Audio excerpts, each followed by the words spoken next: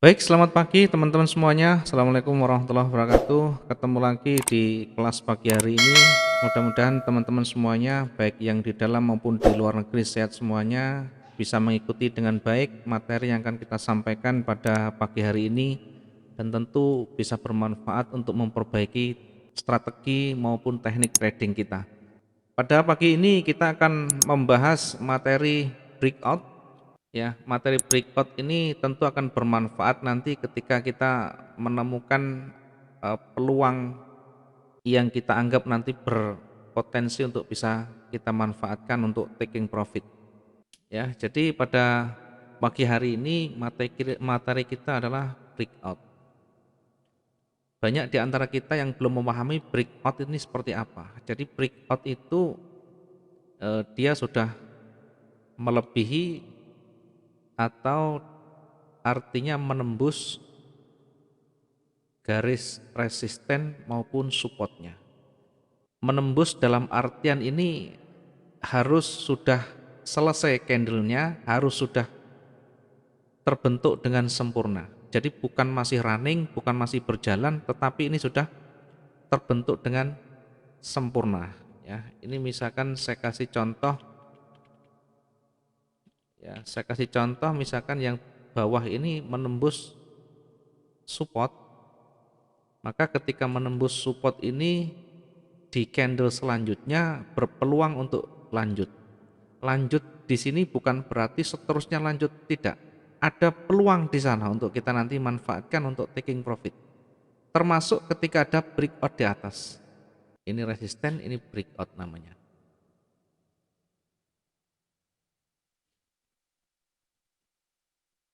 Breakout selalu ada dua, breakout resisten dan breakout support. Nah, nanti support dan resisten itu akan kita bedakan menjadi beberapa macam.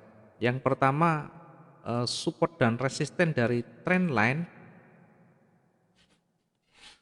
Ini yang pertama, breakout dan breakout dari trend line. Kemudian yang kedua adalah breakoutnya dari support dan resisten itu sendiri. Oke, akan lebih cepat kalau kita menggunakan chart pattern. Jadi breakoutnya kita bagi menjadi dua, breakoutnya dari trend line dan breakout dari chart pattern. Seperti apa penerapannya? Yang pertama kita bahas dulu breakout dari trend line. Yang pertama breakout dari trend line. Ya, ini juga sama nanti breakout ke atas atau breakout ke bawah.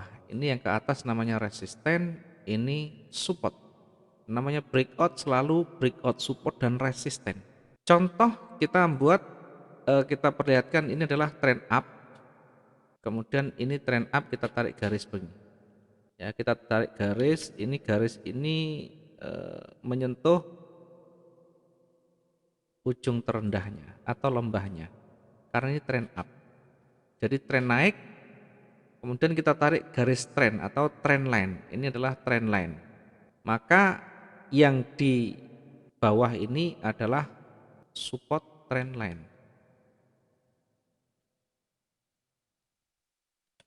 Yang di bawah ini adalah support trend line. Karena ini mengarah ke atas. Maka breakoutnya nanti ketika melawan.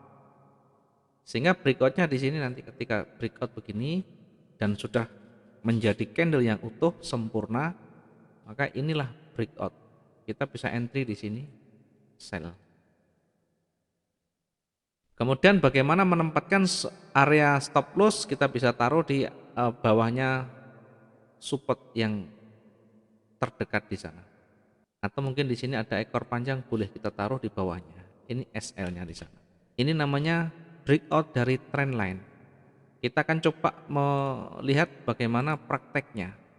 Nah, ini kita sudah buatkan kita buatkan trend line turun atau trend line down. Sehingga ini kalau kita melihat trennya adalah tren turun. Tadi sudah saya sampaikan di grup tadi, ini adalah tren minor, tren turun. Kemudian breakoutnya di mana kalau trend line begini? Ya, kita tarik garis, ini garis trend line, menempatkan atau menarik garis, taruh di paling ujung terluarnya yang banyak menyentuh. Jadi yang pertama ini disentuh di sini, kemudian yang kedua disentuh di sini, kemudian yang ketiga disentuh di sini. Ya, kita buatkan ini biar nanti lebih jelas membedakan. Ya, ini adalah trend line down atau trend line turun. Maka ketika nanti trend line turun, di sana ada garis trend line, ini adalah resisten. Namanya resisten trend line.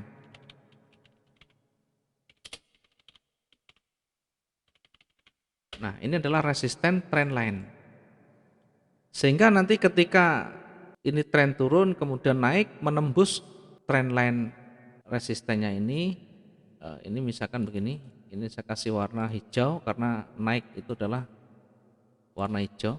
Ketika nanti breakout seperti ini, maka mindset kita arahkan ke buyer atau kita entry-nya adalah entry buy di sana. Sesudah breakout kita bisa entry buy di sana.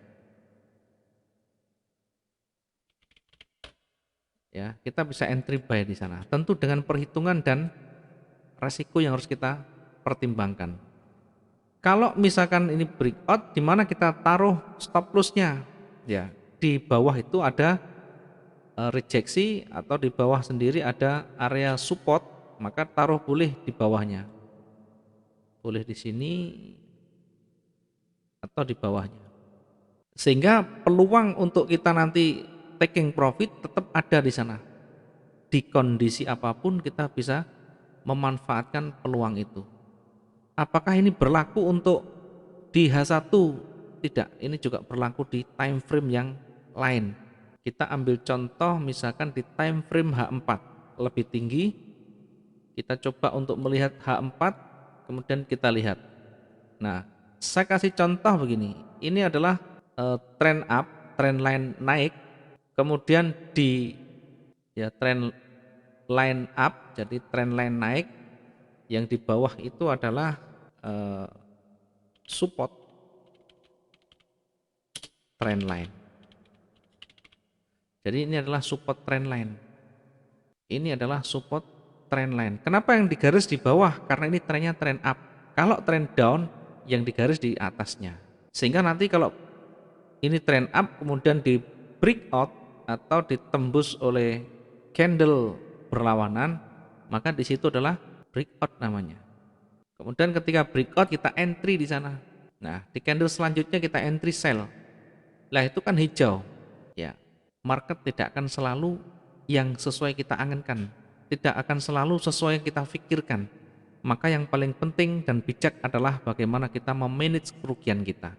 Ketika kita entry di sana sell tadi, contoh ini tadi breakout, kita entry sell di sana. Jadi sebentar-bentar jangan galau, sebentar-bentar jangan bingung ketika market berbalik. Dilihat dulu kondisinya. Ya, di sini ada breakout trend line. Nanti akan ada kombinasi namanya, kombinasi garis trend. Ini juga pertama trend line di breakout, yang kedua di sini ada support juga di breakout. Maka berpeluang di situ akan lanjut turun. Ketika kita entry sell, di mana kita letakkan stop loss-nya? Stop loss sell berarti di atas. Nah, di atas itu apa? Di sana ada apa? Di sana ada resisten. Ya, resistennya di sini kita bisa taruh kalau ini terlalu terjauh mungkin kita bisa taruh di yang terdekat. Ini ada resisten, taruh di sini agak menjauh. Nah, agak dikasih jarak. Kenapa terlalu jauh? Sekali lagi sering saya sampaikan bahwa stop loss itu adalah alternatif terakhir dalam kondisi kita memang terpaksa gitu kita lakukan, kita persiapkan. Artinya sabuk pengaman dalam kondisi yang genting untuk melindungi modal besar kita. Bukan semata-mata untuk menjadi tujuan, tetapi ini adalah sarana perlindungan ketika nanti betul-betul berbalik luar biasa. Namun demikian kita berikan keleluasaan, kita berikan ruangan yang lebih untuk dia bisa bergerak naik turun di antara itu. Jadi tidak sampai kesentuh. kemudian kita masih ada peluang untuk masih profit lagi. Sehingga ketika masuk di kondisi seperti ini, memang kita floating di awal, Itu kenapa saya selalu menyampaikan ke teman-teman, perhatikan resikonya, kemudian bagaimana menempatkannya. Jangan menggunakan angka, karena angka itu akan relatif nanti mengikuti dari kondisi pasarnya. Kalau seperti ini kan panjang, kita tidak bisa taruh terlalu dekat di sana karena membahayakan. Yang paling penting orientasi kita profit bisa tercapai. Mungkin dalam waktu yang cukup lama. Nah, untuk menghindari waktu yang lama itu kita bisa lakukan recovery di awal. Misalnya ketika ini entry sell, kemudian berikutnya marketnya tidak turun, justru malah naik. Kemudian yang kita lakukan apa? Tentu memahami namanya price action, candlestick itu kita pahami. Pergerakannya seperti apa? Ya, pergerakan naiknya seperti apa kita lihat dan kita pertimbangkan. Kemarin sudah kita sampaikan ada namanya retrace, ada namanya retest, ada namanya reversal. Kita lihat merahnya ini panjang, ini naiknya sejauh mana. Kalau kurang dari 50% itu namanya retracement atau mencoba untuk melawan. Tetapi kalau sudah 75%, mungkin di atas ini, maka di situ hati-hati, berpeluang untuk lanjut. Maka ketika ini sudah selesai, terbentuknya seperti ini, hijau seperti ini, dan ada penolakan, kita masih aman, masih toleransi masih kita berikan, karena memang pergerakan hijaunya masih belum seberapa.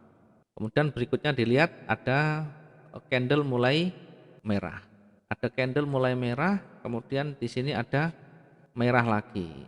Ada 1, 2, 3 trigger, ini sinyal pertama, penolakan lagi, ini sinyal wujudnya.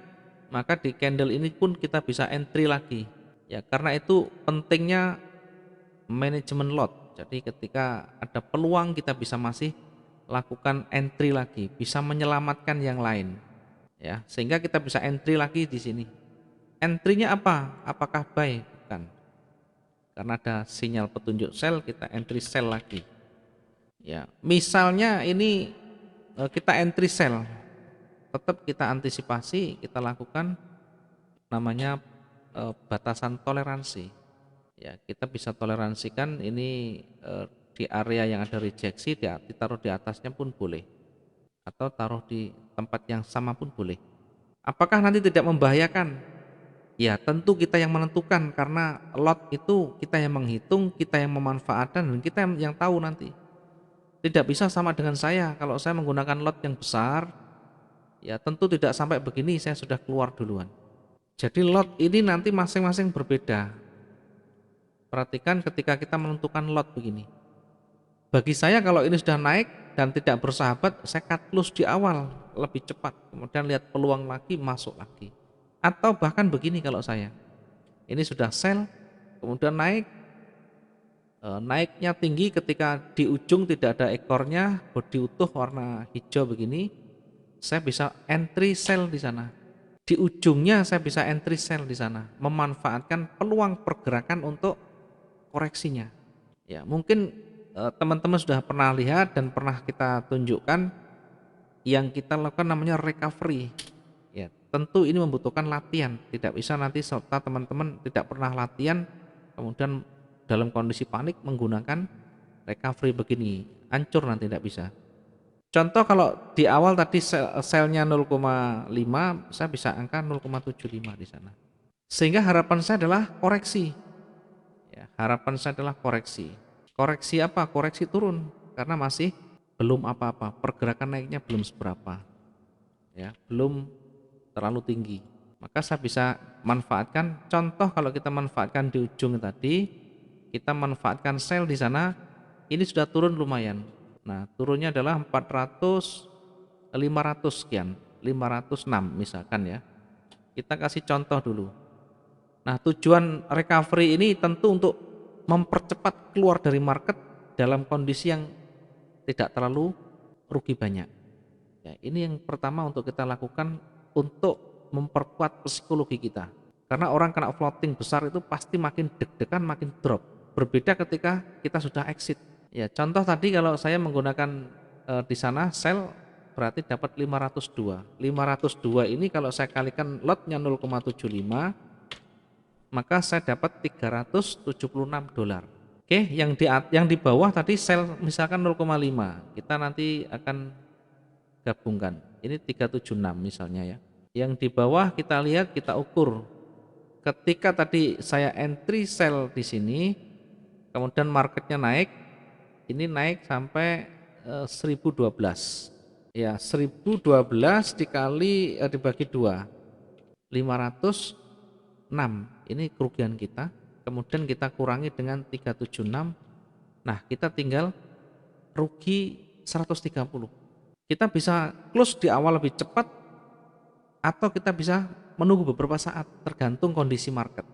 Jadi tidak bisa dengan fix ini menunggu sampai sekian, tidak bisa. Kita tidak tahu market itu bergeraknya mau lanjut, mau koreksi atau reversal, kita tidak tahu. Yang kita perlukan adalah manajemen lot, kemudian bermain dengan logika, melihat dengan kondisi market yang sedang berjalan. Bagi saya kalau begini bisa close duluan walaupun saya masih rugi. Atau misalkan kondisi ekstrim saya bisa menambahkan lagi sell yang tadi saya sampaikan tadi.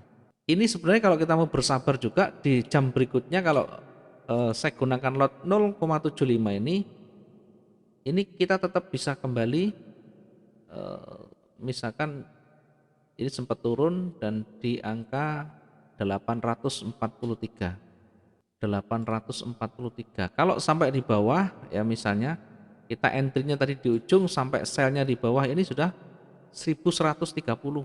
Ya, 1130 dikalikan 0,75. 847 kita dapatnya. Ya, ini perhitungan contoh ya. Contoh perhitungan. Artinya yang di bawah memang tetap masih rugi ya. Kalau sampai di sini kita ruginya 421. Ini 847, kemudian yang ini tadi 500 berapa? Ini 450. Jadi separuhnya 225. Kita masih yang bawah itu rugi 225. Ya, masih kita ada keuntungan 600. Ini logika ya, matematika, tetapi perlu dipraktekkan. Ya, di awalnya begini berat dulu. Kita juga mencoba beraneka macam gaya, beraneka macam cara, kemudian kita bisa menemukan teknik yang betul-betul cocok untuk kita. Cocok untuk saya menggunakan lot itu, kemudian memanfaatkan dengan menambah atau cut loss, kemudian kita lakukan dengan cepat. Kalau kita hanya menunggu nanti sampai stop loss ya lama, memang lama. Perhatikan kalau saya menggunakan recovery dengan menambah, ya tentu akan lebih cepat keluar dari market. Paling tidak di candle selanjutnya sudah keluar duluan. Berbeda kalau kita menunggu peluang selanjutnya, baru kita lama sekali berjam-jam baru kita exit dengan profit di sana. Kemudian M15 juga begitu, sama. Kita juga membaca dengan kondisi yang sama. Contoh ya, ini masih terkait dengan trend line ya. Kalau di M15 juga sama. Ini adalah tren turun. Artinya kita taruh di ujung-ujung terluarnya yang banyak disentuh di sana. Nah, ini adalah tren turun, trend line down, kemudian mulai merangkak naik, mulai dilawan dengan buyer. Buyer mulai melawan, kemudian di sini ada garis trend line, kemudian di breakout di sana. Ya, ini adalah breakoutnya. Apa artinya? Ya, seperti yang tadi saya sampaikan, di candle selanjutnya itu bukan berarti langsung saat itu. Ya, jangan salah. Ada peluang di sana untuk nanti lanjut. Ya, apakah nanti di candle satu candle itu atau dua candle berikutnya. Yang terpenting ada peluang di sana untuk kita tetap bisa profit. Maksud saya begitu. Sehingga kalau kita melihat seperti ini, sudah breakoutnya kuat. Ini breakoutnya kuat karena memang ditembus dengan tebal. Ini artinya breakout yang valid. Maka entry kita di selanjutnya. Oke, entry mengikuti dari breakoutnya.